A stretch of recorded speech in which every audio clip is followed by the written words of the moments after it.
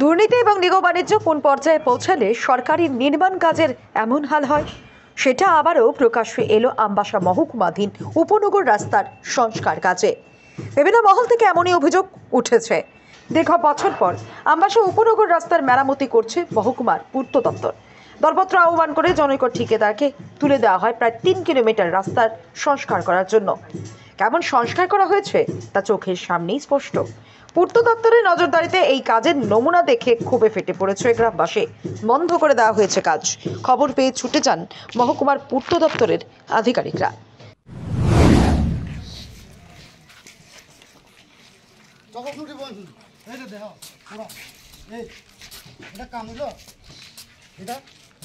মানুষের কাম মানুষের কাম এই যে এই যে হাত দিয়েও চলন যায়। এই যে এই পুরা বালু, এটা কি মানুষের কাম? সব জায়গাতে দেওয়া, একটা জায়গাতে না। এই যে এই এই থাকবো নি কয়দিন? এই যে দেওয়া হয়েছে এখানে, এই যে কিচ্ছু নয়, কাজ ফিটিং যে করে কিচ্ছু নাই। এটা একটা কাম, এটা এটা এটা এটা মানুষের কাম। আর আমরা ধৈর্য শক্তি আমরা পুরা ভেঙে গিয়েছে, সেই জন্য আমরা আজকে আর সহ্য হলো না গ্রামবাসীদের। এর জন্য আমরা আজকে এই প্রতিবাদে করলাম এবং সেটাই আমরা চাই, আমরা গ্রামবাসী আমরা এই উপনগর রাস্তাতে যে পাহাড় অঞ্চল তাওয়ানের ভিতরে যে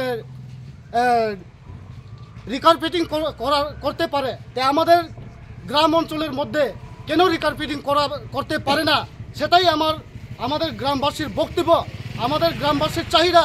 যদি আমরা এই উপনগর রাস্তাঘাট যদি আমরা আমাদেরকে সুব্যবস্থা করার জন্য প্রশাসনিক হোক বা আমাদের সরকারের হোক বা অফিসের কোনো অফিসার হোক, আমাদের জন্য সুব্যবস্থা করার যদি ইচ্ছা যদি থাকে, তাহলে রিকারপেটিং করার জন্য আমরা আহ্বান রাখছি।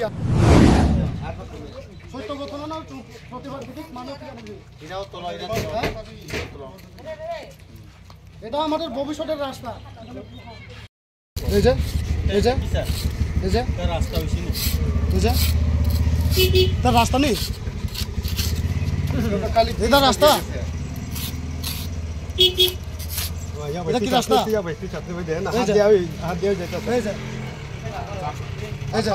এটা কাজ, এটা মানুষের কাজ।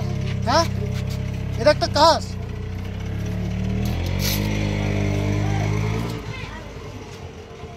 এটা কাজ হইলো,